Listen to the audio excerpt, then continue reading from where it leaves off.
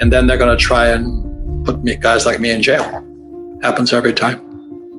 So anyway, is why I don't save money is because in 1971, the dollar became debt and taxes. This is real financial education, what they don't teach you at school. So there's three kinds of people in the world when it comes to money. There's an investor, a trader, and a speculator. I am an investor. I wasn't a trader. A trader is somebody who's going to buy it and sell it. Like in real estate, there's kind of a flipper. They buy a house to flip it. That's what traders do. And a speculator is a gambler.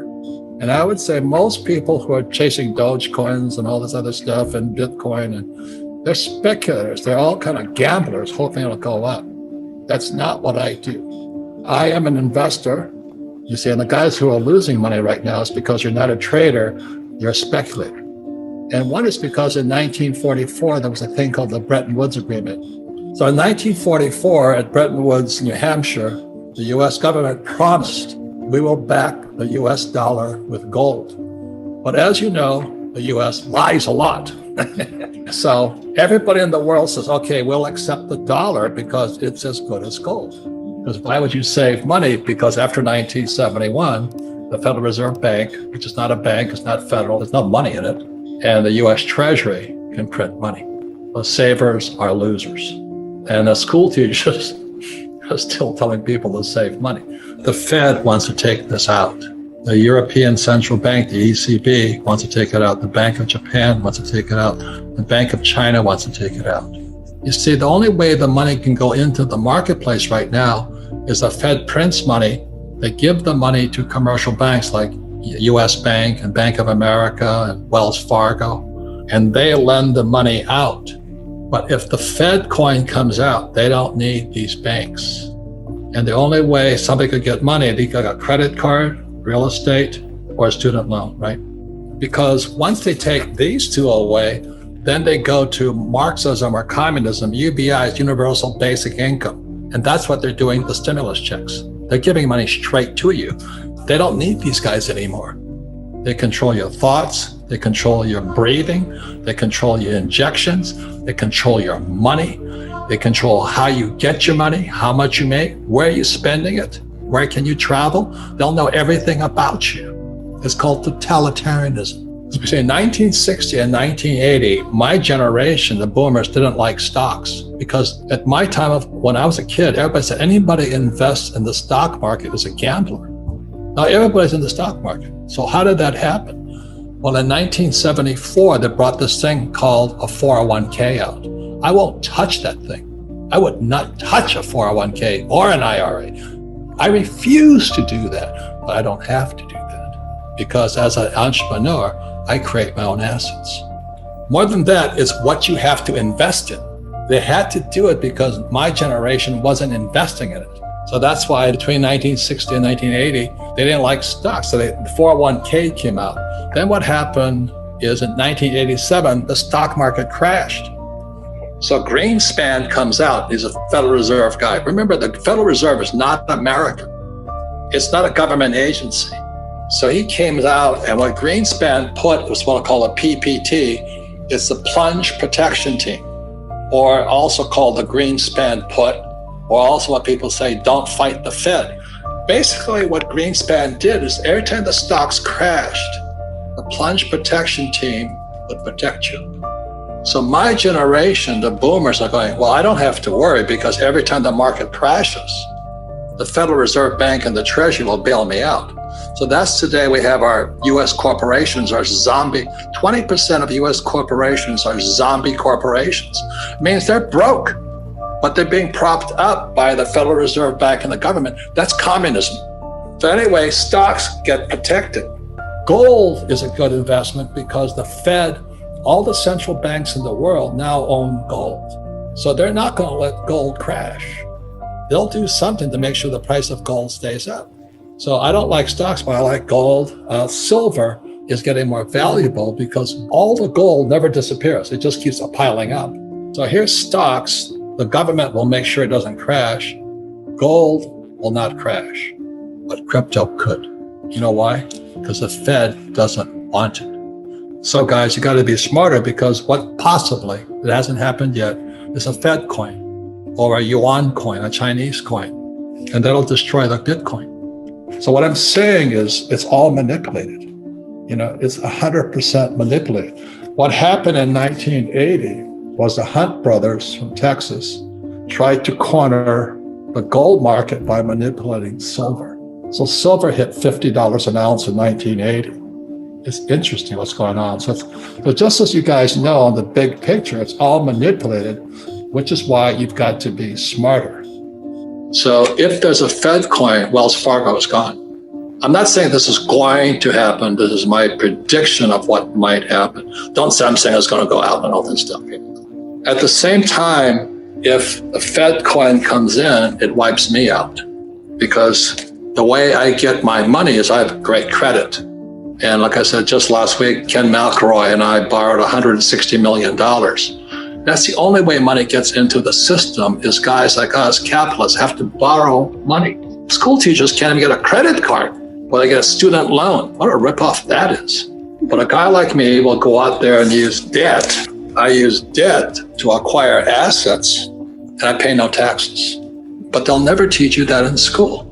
That's why there's no financial education. That's why my poor dad was a Marxist, and he taught people that capitalists are crooks. And now there's crooks everywhere. There's even crooked ministers. Obama likes those guys. So it's not the money, it's the person. And our school system's intentionally designed not to teach you about money. An asset is a noun, like a house. Cash flow is a verb. So to understand if it's an asset or liability, it takes a noun plus verb. So if the cash is flowing out of your pocket, it's a liability. If the cash is flowing into your pocket, it's an asset. So I own 7,000 rental properties. Those are assets. Every month, the cash flows in. Whereas many people have the big house on the hill and the cash is flowing out and they're going broke. The other thing the poor don't understand is the number one expense for most people is taxes. Well, the reason the rich don't work for money is number one expense is tax. See, there's three kinds of income: earned, portfolio, passive. So earned income is if I get a job, that's earned income. If I'm a doctor or a programmer, that's earned income because I'm working for it. If I buy, let's say, Apple for $10 and I sell it for $20, that's portfolio income, capital gains. Yeah. But passive income, which is cash flow, is never taxed. And so these guys are screaming right now in America, tax the rich. I said, good luck. Because most of the guys complaining, they don't know there's three kinds of income. And the rich don't have jobs anyway. They have assets. And so the average schmo out there, poor guy, sent the kid to school. They don't learn this. The tax laws are for everybody to use if you have the right financial education. And the reason I'm an advocate of financial education, without that education, you have to pay taxes. You see, very few people will buy what I do, make $1 million and pay zero tax. McDonald's is in the real estate business, so they sell hamburgers, but they buy real estate, so they pay no taxes. When I came back from Vietnam in '73, my poor dad said, get your MBA. And my rich dad laughed. You're going to turn out to be an employee. Who else hires guys with MBAs? He was just pragmatic about it. He says, if you really want to be rich, take a class on real estate. And I said, why is that? He says, once you understand real estate, it's based on debt. And he says, you will learn how to use debt as money, because that's what happened in '71. The US dollar became debt. Right. So once you learn how to use debt as money, you can never say, I can't afford it. After the crash of 2008, the banks gave me $300 million tax-free to buy real estate that the idiots had lost. And they were idiots because the prices were so high. Why would you buy it at the top of a market? Don't you know that's going to crash? No. This is, that was the subprime, was the derivatives market, the MBSs and all that stuff, had driven the price of real estate so high, and the rest of us were just waiting. And then when the whole thing came crashing down, all this real estate was now available, and they needed, the Fed and those guys in the Treasury needed guys like us to go in there.